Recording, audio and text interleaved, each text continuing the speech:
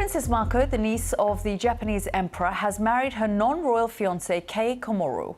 The proceedings were low-key after years of public controversy. There was no ceremony and no reception banquet. Princess Mako was reportedly made ill by media coverage of a financial dispute involving her new mother-in-law. Rupert Wingfield-Hayes reports from Tokyo. This is the moment Princess Mako left the imperial family, bowing to her mother and father. But then the rigid formality of the imperial household was broken for a moment, as Princess Kako stepped forward to give her older sister a warm hug. A few minutes later, with her new husband by her side, the now former princess spoke of the couple's love and deep desire to make a life together. It was clear that her choice of a commoner from a single-parent household did not meet with the approval of many here. Japan's tabloids went after Kei Komuro relentlessly, digging up allegations that his widowed mother owed tens of thousands of dollars to a former boyfriend. To many in Japan's deeply conservative establishment, this young man was just not fit to marry a niece of the emperor. But Princess Mako stood by her man, despite the relentless criticism on social media causing her to suffer post-traumatic stress. To me, he is irreplaceable. Our marriage is a necessary step for us to be able to protect our hearts in a cherishing way. We, the two of us, will start our new life. I guess there will be different types of difficulties, but we want to live together by working together. The couple will now head to America, where Mr. Komuro has been offered a job at a New York law firm.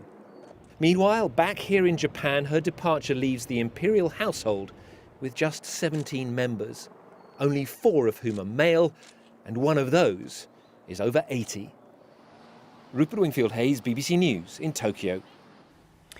Hanako Montgomery is the Japan reporter for Vice News in Tokyo. She told me more about the couple and the public reaction to their wedding.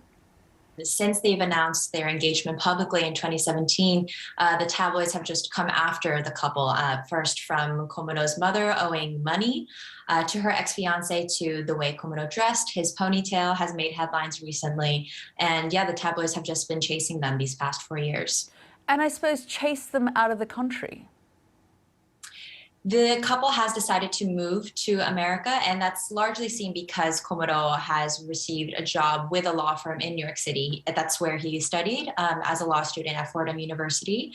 And for Mako Hime, Princess Mako, she's expected to take a job in New York City, perhaps in the arts scene.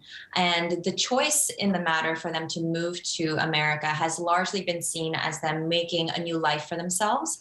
And whether or not they've been sort of chased out of the tabloids, well, the couple hasn't exactly outrightly stated that. Just tell us a little bit more about how they met. Yeah, they met at International Christian University, which is located in Tokyo. It's a very global and international university here. And they met at a student exchange for students who are interested in studying abroad. And they met in 2012. So that's nearly 10 years ago. And their engagement was announced in 2017, but Komuro himself said that he proposed to Mako and talked about getting married to her in 2013. So it's been a long time coming for the young couple. And yet she had to give up her royal title. I mean, this really does put the spotlight on that in Japan and that very traditional custom. Yes, yeah, you're absolutely right. According to this 1947 imperial household law, Japanese royals who marry commoners, so to speak, are stripped of their royal titles. And, that also means that they have to live out of the family. They don't have any of the royalties or the privileges of being an imperial member. And that same law doesn't exist for male heirs. Yeah, so is there now an attempt, even after this case, to try and change that? Yeah, so there have been some movements to change this law. There is now an advisory panel to adjust the law to allow female empresses to reign.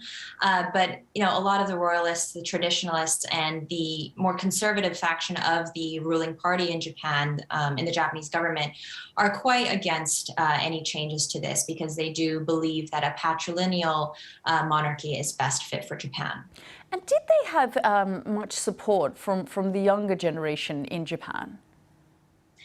Yeah, the younger generation, I believe they were able to see this sort of past the tabloids, past the ponytail scandal, and sort of really get to the bottom of this, which was about, a union of love. The couple have, they've time and time again declared their love to each other. Even during the press conference today, I mean, Kei Komuro said that he loved Mako. That was his opening statement. So there's really no doubt that the couple loves each other. And the younger generation, I believe, they're able to see that, and they don't see why, as a human right, Princess Mako shouldn't be allowed to marry for love. That was Hanako Montgomery from Vice News there.